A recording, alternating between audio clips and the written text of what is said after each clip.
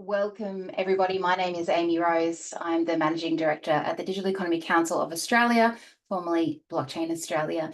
Today, we are going on a tour around the world, talking with leaders from various countries and jurisdictions about what's happening on the ground in their backyards with respect to digital asset regulation and the evolution of the industries where they are, what's being helpful, what's not being helpful, what are their relationships with regulators.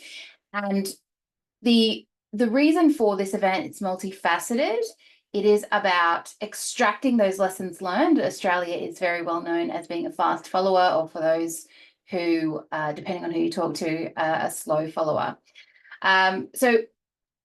We've gone through the US, we've had a conversation about New Zealand. Now we're going to take a really broad view and discuss global regulation. And there's no better person to have a conversation with than Greg Medcraft. So we're going to have a fireside chat. Michael Bacina, former chair of the Digital Economy Council of Australia and partner at Piper Alderman, will be having a conversation with Greg. I'm going to bring them both to the stage and get this party started.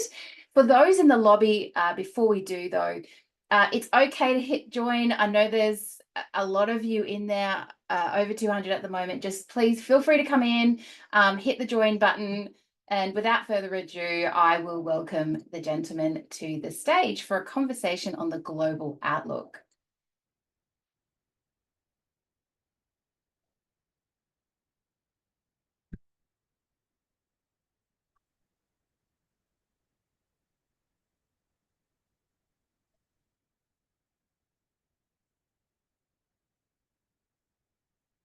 Thanks so much, Amy Rose. And thanks everyone for joining us today.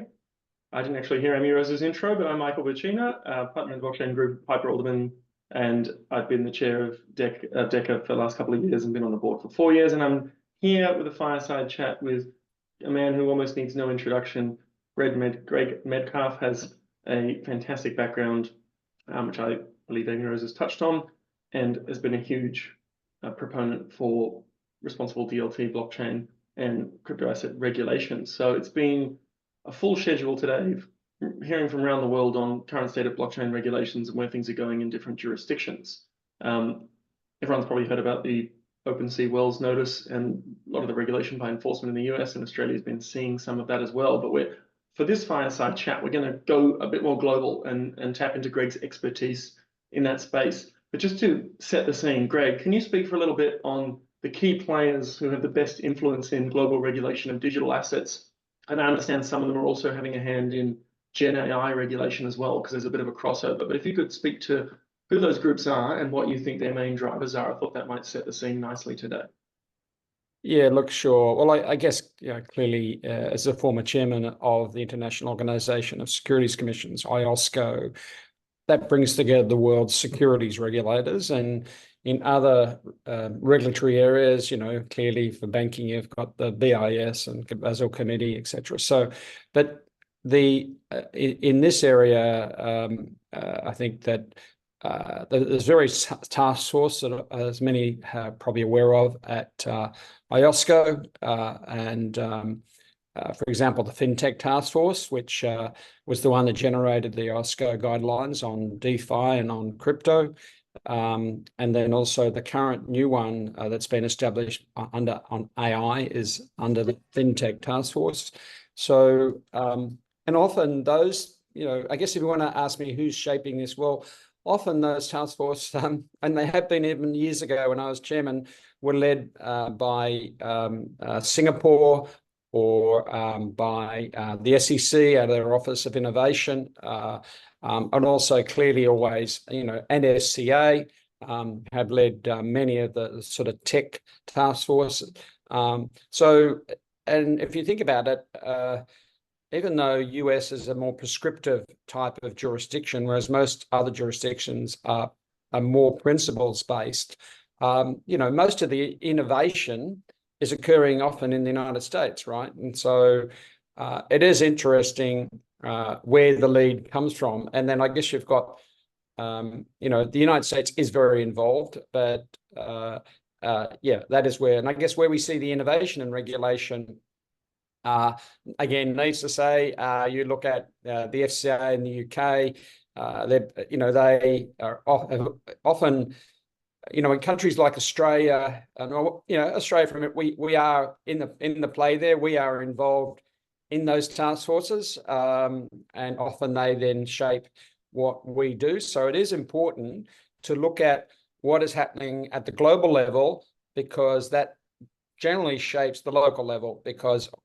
there's nothing scientific about this, is because you want to get consistency, which then means you can get mutual recognition. So, but also it's persuasive on governments. If IOSCO's adopted some global guidance on principles on how these things should be regulated, it often helps regulators in terms of convincing policymakers that this is the way to go. But as I say, FCA, very, very good. Europe, the European Commission has invested an enormous amount in blockchain, enormous amount, and they understand it. MiCA legislation is pretty well advanced, so their solution. So, and then not to forget the Japanese. The Japanese have been way ahead for years on, as you know, on crypto, and they actually use a lot more self-regulation and rely on or co-regulation, right? They rely on industry groups. So, yeah, look, it has been interesting watching it this space for quite a long time. And then you've got some of the more emerging markets out of Brazil, where they're often pushing because they don't have legacy systems. So they've sort of been much more pushing because they want to leapfrog without sticking with legacy systems. So, it's interesting where you see the innovation, but I will go, I think a lot of what we see is IOSCO / some of those other larger jurisdictions. That's a really interesting viewpoint. Of course, Japan was probably forced into being ahead of everyone because of the Mt. Gox collapse. But it seems like they could have banned it, and they didn't. They embraced it. I mean, I've worked with the Japanese a very long time, and I think they don't get enough credit at times. And they are very involved in IOSCO. I mean, my predecessor as chairman was from Japan, so the Japanese, they do actually work very collaboratively around the world with regulators. Well, certainly an approach with self-regulation by industry is one that many prefer, being a faster way to move. And I don't actually. I think we should talk about co-regulation, because self-regulation is good, and it doesn't work unless you can actually enforce it. Normally, where it fails is the guide for everybody is, you've got to have co-regulation. If you want it to be useful, it's actually got to be what the regulator expects, because if it's not, then you'll end up with regulation. So good self-regulation is one that is more co-regulation, and that also means, having a level of enforcement by the industry, right? And often what happens with self-regulation is that it falls down. Either it falls down because they can't or won't enforce it, their codes, or that it's a free fragmented industry and they just can't get enough. They can't get the buy-in across the sector. But I'm quite a big fan of co-regulation, and it does work in America. FINRA, the Financial Regulatory Authority. It's a co-regulator, right? It's an industry organization that those rules are enforced. So, there's co-regulation is a good thing, but you've got to be, as I say, serious about it. No, that makes perfect sense. So where would you see, I mean, you've spoken about a number of countries, but just to touch upon Australia briefly, would you see Australia as keeping up, falling behind? Where would you see Australia sitting? Oh, no, I think that Australia's up there. Australia knows what's happened. The challenge in Australia is, when you've got to get regulation through governments, people don't understand that, governments have huge priorities of what they've got to get through the parliament. And it may be that, I think the government has we know that they've announced that they will make changes, and they're working on draft legislation, to alter the Corporations Act to enable more friendly regulation of crypto. But it takes time, and it's got in the legislative priority. They've got so many priorities. So I used to see this, sometimes government's announcement, in terms of getting it through Parliament, the changes in the law, it would take 10 years. So that's why often it's far better if, like, for example, ASIC has sufficient delegated authority to try where you can to do things through either the ASIC delegation, or alternatively through regulation, where at least regulation just has to stay on the floor of the Parliament and for a period of time, and then it's consented to. So it's just a matter of, sometimes a lot easier in Europe, I think, sometimes to get these things through than other countries. But look, I think Australia has been. I think they weren't reinventing the wheel by amending the Corporations Act. Look, and ASIC is at all those tables in IOSCO, constantly working closely with FCA. ASIC recruits from FCA recruits from ASIC, a lot of cross-culture. Canada, the same, a lot of fertilization between the two. So what people maybe don't understand is that regulators are very connected at all levels, actually, whether it be on policy, development, or even clearly on enforcement. Well, that leads quite nicely into our next point, because you're part of a director of global digital finance, and they host a regulator forum quarterly and take some surveys of concerns of regulators. So from the last survey results that came out, what's the top priority that regulators care about globally? Is there alignment, or are people differing? No, I think pity we don't have that graph, but the number one. If I'm allowed to share.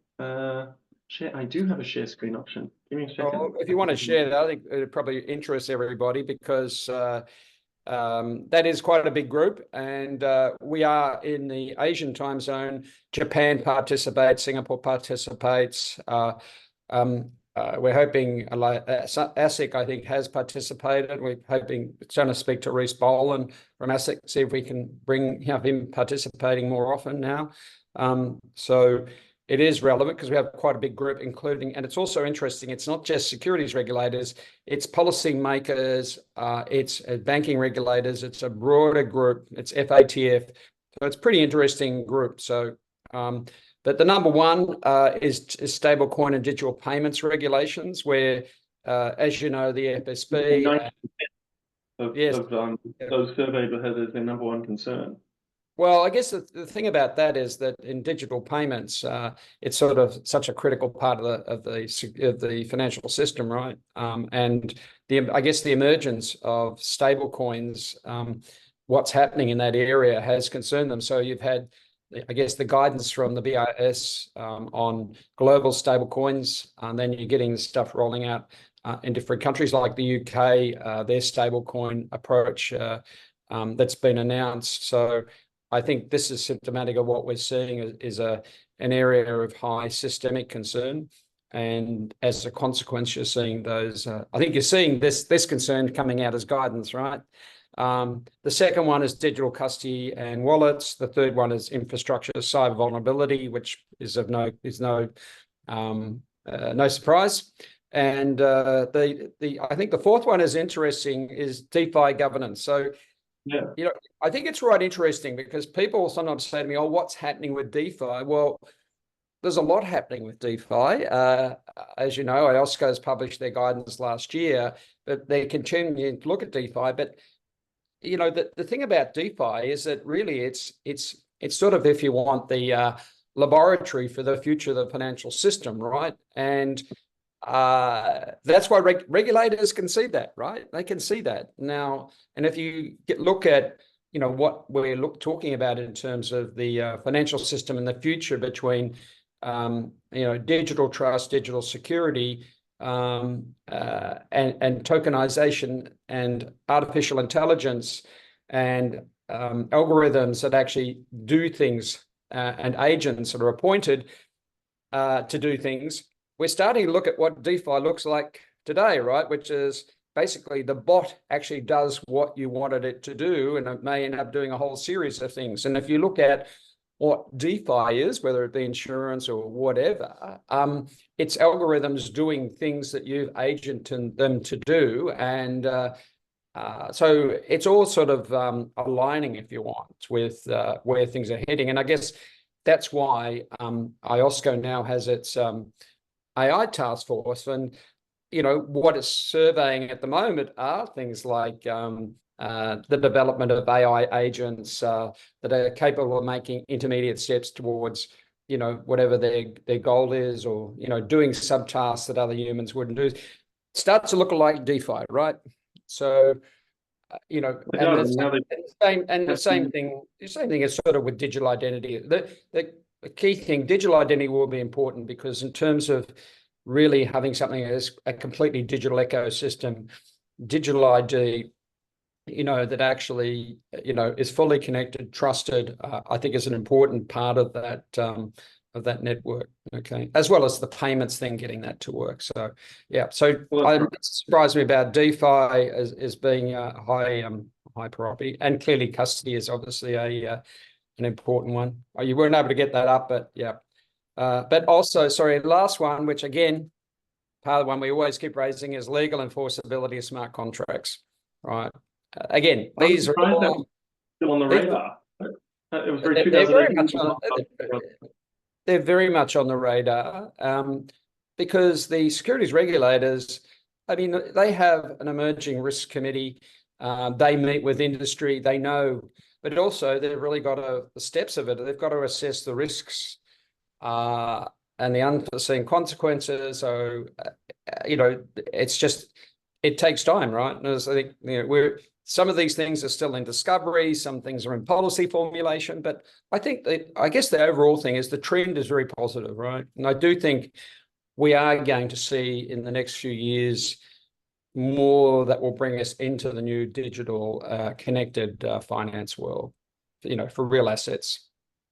And do you think that this emergence of AI and digital ID can help, I suppose, overcome part of that bearer asset problem that tokenization of real world asset has? We've seen a bunch of tokenization that's happened so far, but it's generally within walled gardens.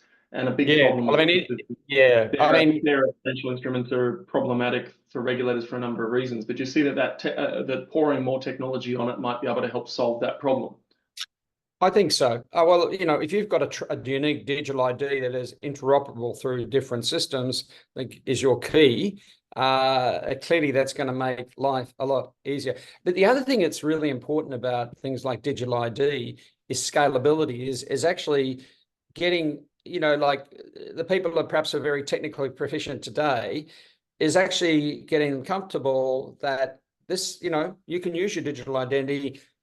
Can use it for your bank account, for, you know, participating online with entering the digital world. So the big thing about all of this is scalability, because a lot of these things that are blockages at the moment, whether it be the payment system or digital ID, or, you know, having trusted algorithms, what it does is that it limits the speed and scalability of if you want, the digital revolution. And I think that's what, you know, the regulators realize that, and that's why they're doing a lot of work at the moment.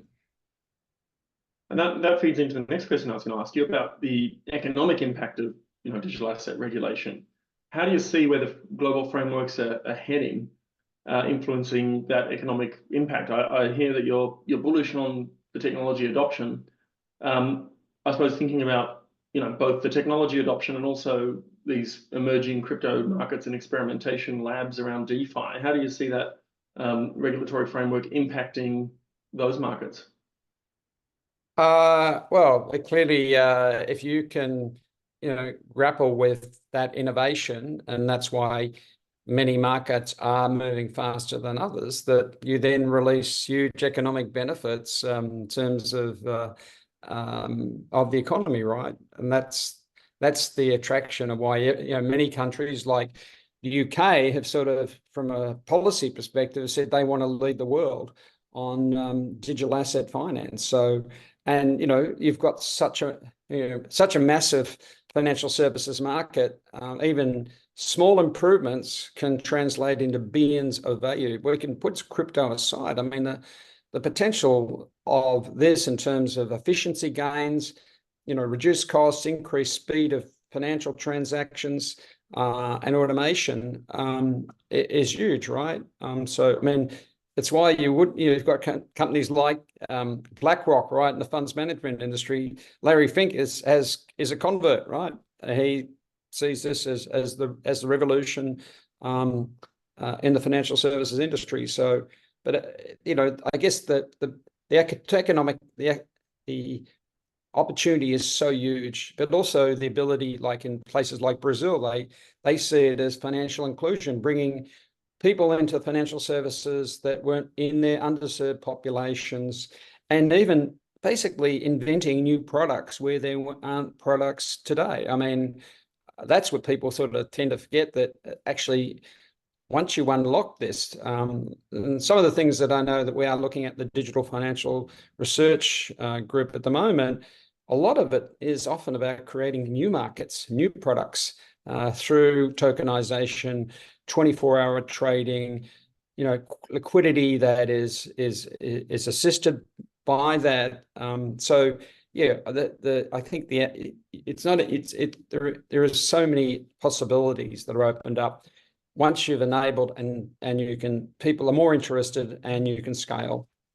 And that's why those jurisdictions are looking at, whether it be, regulatory sandboxes like the UK's DSS, which is, I think, quite a good thing, or what Singapore did with their market license regime. And there's many examples in this area. And where have you seen the best examples of engagement with regulators around shaping the frameworks and future for digital asset regulation? We've seen some examples from the US and unfortunately in Australia where businesses have said they've had engagement and then had a lawsuit follow pretty quickly. Not so much in Singapore and a few other places, but have you seen any examples of what you would consider to be really effective engagement by industry with regulators that others might be able to, be inspired by or follow as a model? Or do you think it's very different depending on the legislative framework? Look, it is, I think it's difficult for the SEC in the United States, in fairness, because it is a prescriptive culture, right? It's either in or it's out, or if you don't understand it, you go to court, right? So they do try with their innovation hub, and as I said, they do lead a lot of this stuff globally. But yeah, look, I do think, ASIC, in fairness, the DFCC, they assisted the pilot projects, allowed the sandbox to people to do things. So, in fairness to ASIC, they did do that, and I know, they've just launched this week a new consultative mechanism. I received a message the other day, so that will involve the industry. So that's a good thing, and I think they have been open to talking. But I must say, Europe, MICA, MICA involved a lot of industry consultation. MICA involved enormous, both at the formation of the legislation, but also in the regulations. So Europe, I think, does do well on consultation, but also clearly, I think the FCA. And I do think, if you're engaging with regulators, if I may suggest, there are some pretty good strategies, right? And I've done this before. I've done it in the States with securitization.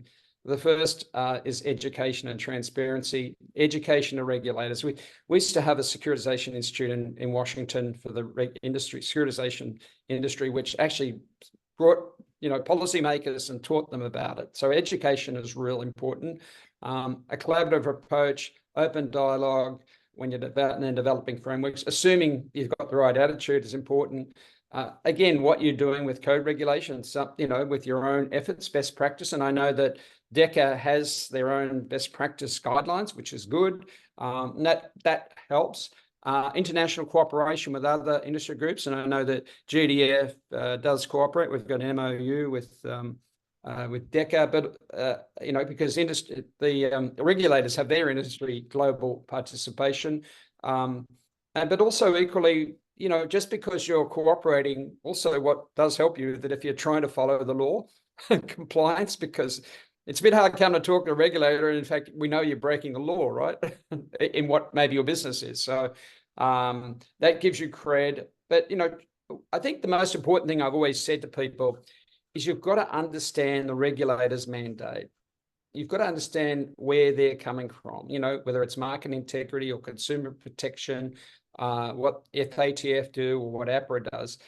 It's like any negotiation. If you understand it from the other party's viewpoint, what they're trying to achieve, it will take you a long way in terms of getting to a solution that matches and is acceptable. And I'd say that is also the approach to co-regulation. Think about what their mandate is, and are you matching it? And that, you know, we did that at GDF with our own global guidance, which on crypto, which actually matches in very closely to the ISCO principles. So yeah, engagement. There's some tips on, in my experience, both as a regulator, but also as an industry head. Fantastic. Well, that brings us to time. Thank you so much for giving us these global insights, Greg. I really appreciate it. And thank you everyone who's been joining us today. I think a recording will be available. Michael, thanks to you and to Amy Rose Decker for having us. And let's look to a forward digital future. Fantastic.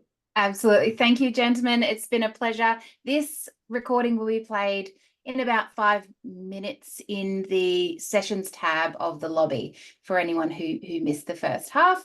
And that's alongside all the other sessions as well. Thanks, Greg and Michael. We're going to move to the next session and we're going to have a conversation with Ron Tucker and his panelists.